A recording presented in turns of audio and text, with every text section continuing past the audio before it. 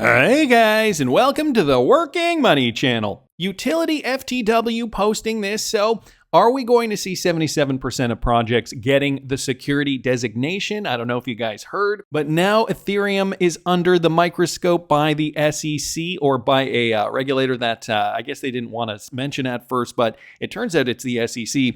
Anyway, we're going to get back to that. Why did the IMF call out the largest slice of the pie as a protocol that promotes cartel-like behavior, okay? Utility FTW did post this back in mid-February, and I didn't know the IMF did this, but apparently they were saying 77% of coins are proof of stake. I think that's what this means here, or at least these cryptocurrencies to the left. They are proof of stake coins. Meanwhile, we have FBA coins, including XRP, XLM, and FLR. Proof of work coins, of course, include Bitcoin, Dogecoin, Bitcoin Cash, Litecoin, CAS, XMR, and some others here. And then we have other coins like HBAR, Filecoin, VeChain, IOTA, Quant, and some others. That represents about 10% of the share. So proof of work coins is 10%, other coins 10%, FBA coins 3%. That leaves proof of stake coins being 77%. And yet the IMF called out the largest portion of the pie as cartel-like behavior coins, which is kind of interesting, kind of disconcerting, a little shocking, to be honest. And I mean, this again was from about a month ago, from February the 15th. February 14th, actually, was this original tweet. And now, guys, just yesterday, we got news that the Ethereum Foundation faces an inquiry from government. After the publication of this article, Fortune reported the SEC seeks to classify Ethereum as a security. Boom, the hammer is coming down. Justice is being served. Well, maybe. Let's delve into this. The Ethereum Foundation, a Swiss nonprofit organization at the heart of the Ethereum ecosystem, is facing questions from an unnamed state authority. That was the point that I was kind of scratching my head at. Unnamed state authority. The confidential inquiry comes during a time of change for Ethereum's technology and at a possible inflection point for its native asset ETH, or Ethereum, which many American investment companies are seeking to offer as an exchange-traded fund. The SEC has slow-walked their efforts despite recently approving a series of Bitcoin ETFs. After the publication of this article, Fortune reported the SEC is seeking to classify Ethereum as a security, a move that would have major implications for Ethereum and an ETF and cryptocurrency as a whole. Now, in this morning's video, if you guys didn't catch that, I will link that up here in the top right-hand corner. I was talking a little bit about the price. Obviously, in the morning, we were tracking Bitcoin's movement and how the rest of the altcoin market was moving along with it. Well, guys, Ethereum is no different. This is the Ethereum chart on the 1 hour, and despite the news we got yesterday, Ethereum has been behaving, well, pretty much just like any other altcoins, and definitely like Bitcoin. You guys can see the chart patterns are fairly similar there.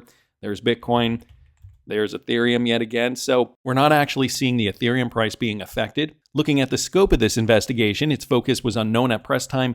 According to GitHub, a commit date February 26, 2024, we have received a voluntary inquiry from a state authority that included a requirement for confidentiality. So a state authority has apparently come out and now requested an investigation on Ethereum.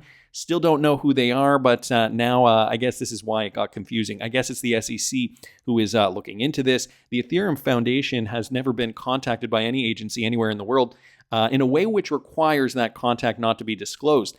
Stiff-tongue Ethereum will publicly disclose any sort of inquiry from government agencies that falls outside the scope of regular business operations. So what does Gary Gensler have to say? Is Ethereum a security? SEC Chair Gary Gensler defers on the question. So pressed on whether the regulator viewed Ethereum as a security, SEC Chair Gary Gensler said he would defer on that question. He's not going to answer it.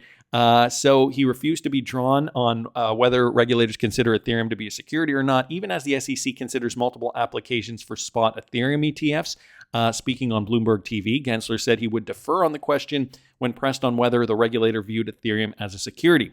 And here's a quote: on any one of these crypto tokens, it's about the facts and circumstances as to whether the investing public is anticipating a profit based on the efforts of others. We do have filings in front of us, and I'm not going to comment. So this occurred, I think, yesterday as well, maybe before the news dropped. The SEC's position on Ethereum has become a pressing one as it deals with the multiple applications for a U.S. spot Ethereum ETF. Just this week, the regulator again delayed its decision on whether to approve the iShares Ethereum Trust from investment giant BlackRock after having delayed spot Ethereum ETF applications from Fidelity, Invesco, and Galaxy Digital. So you're noticing a pattern here.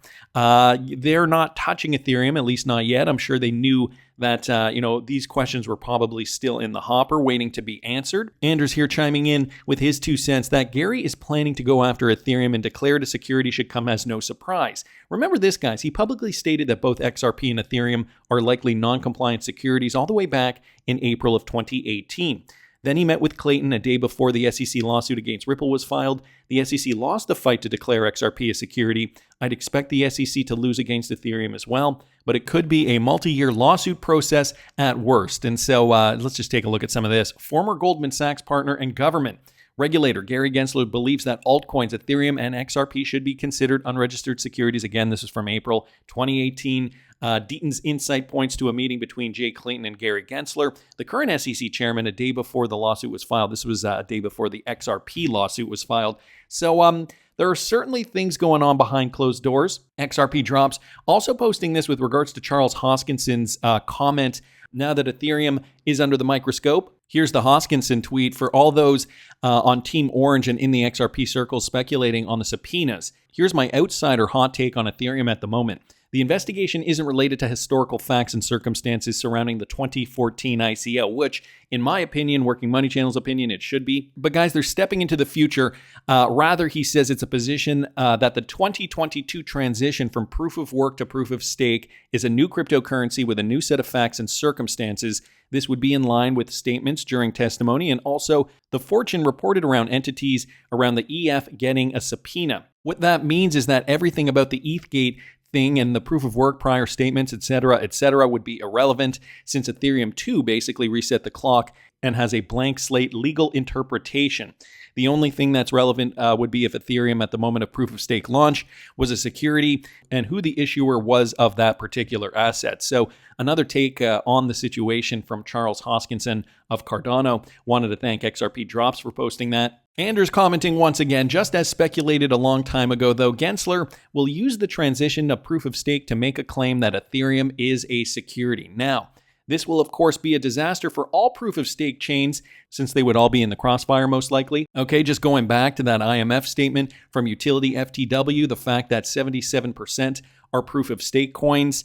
Could this, maybe be the beginning of a domino effect? What Brad Garlinghouse was saying, 99% of coins are going to pretty much just disappear. Almost all cryptos that are fast and scalable run on proof-of-stake of some sort. A very small amount don't, such as XRP and XLM. The others that would be safer from Gensler's crusade against crypto would be proof-of-work coins, which are generally really slow, such as Bitcoin, because of all the computation that is needed to run it. Bitcoin is the only coin that Gensler has admitted is not a security. And then Anders says, I personally believe that the outcome of such a lawsuit highly depends on what judge you get. Just from observation, it seems like specific outcomes are hard to predict. Just look at the Ripple case. Who could have predicted that the judge would rule ODL being securities transactions while sales on exchanges aren't? It was overall a great outcome for Ripple since XRP was declared not a security in itself, but I do believe it would be very hard to guess what would happen in a lawsuit against Ethereum. So some very good insight here from some major players in the space. Again, wanted to thank Anders for posting that. Now, Wheezy brings up a good point too. With all due respect, where was this when XRP was being sued? This is Paul Grewal, in-house counsel at Coinbase. He posted a 10-tweet thread here.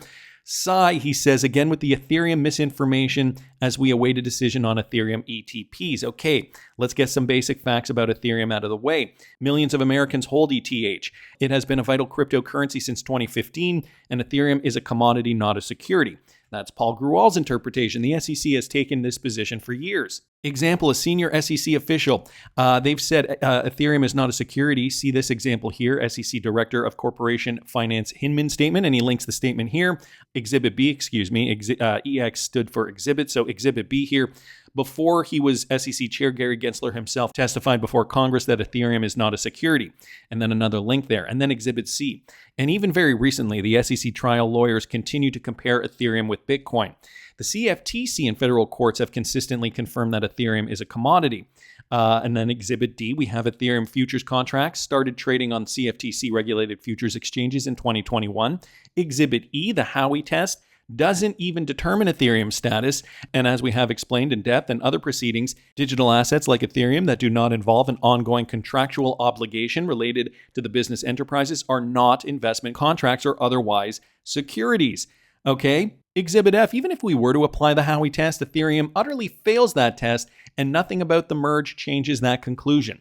So, he says, the SEC has no good reason to deny the Ethereum ETP applications, and we hope they won't try to invent one by questioning the long-established regulatory status of Ethereum, which the SEC has repeatedly endorsed. That's not how law works, and Americans deserve better. So, great detailed analysis here from Paul Grewal. This is going to be a point of contention.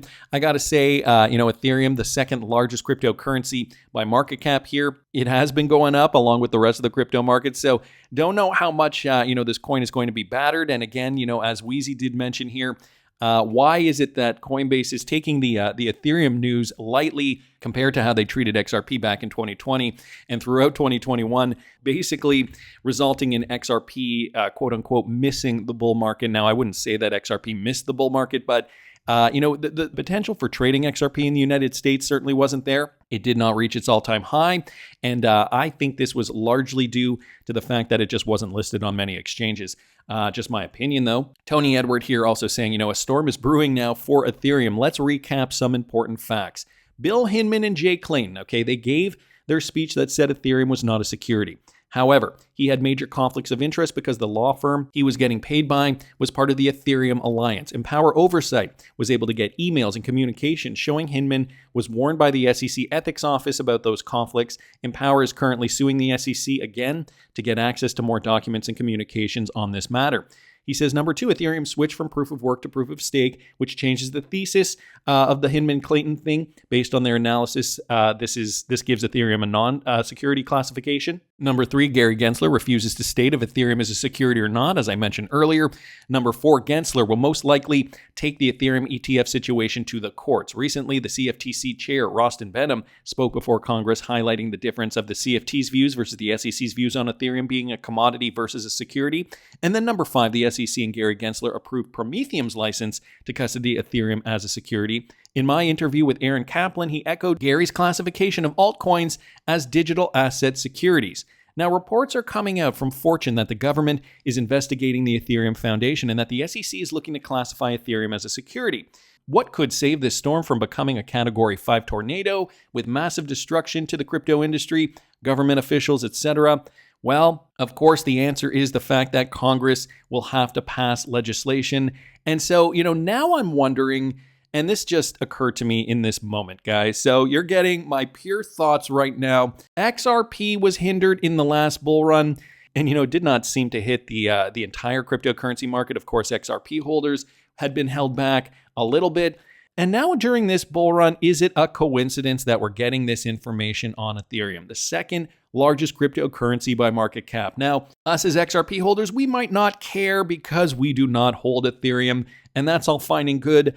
But I think I'm seeing a pattern here. We're seeing the powers that be maybe laser targeting, focusing on some of the top cryptocurrencies, coincidentally, as we're in the midst of a bull run, things that make you go, So just remember what you hold, guys. This is an oldie but a goodie from XRP Daily. You can just use XRP for many of the same things you would traditionally use Bitcoin for. David Schwartz even commenting that XRP is a store of value, essentially meaning that, if you choose to store your value in something other than gold or real estate or maybe even US dollars, XRP, another great option. Listen to this. I think we also sort of crossed an important threshold. If an asset doesn't have value and it doesn't have liquidity, you can't really use it, even if it has the properties that are perfect for your use case, simply because you can't get enough of it without moving the market. And I think we crossed a threshold where there is enough value in XRP now that you can use it to make payments and you can use it as a store of value. And I think that also caused an uptick in interest, and so people started looking at, well, what is this? What are its properties? Who's behind it? What are the use cases? And I think people are seeing now the technical superiority of our design, the team that stands behind it, the amazing array of partners that we've managed to align with us. And I think they're starting to realize that we are going after these use cases aggressively and that they can actually just use XRP for many of the same things that they would traditionally use Bitcoin for.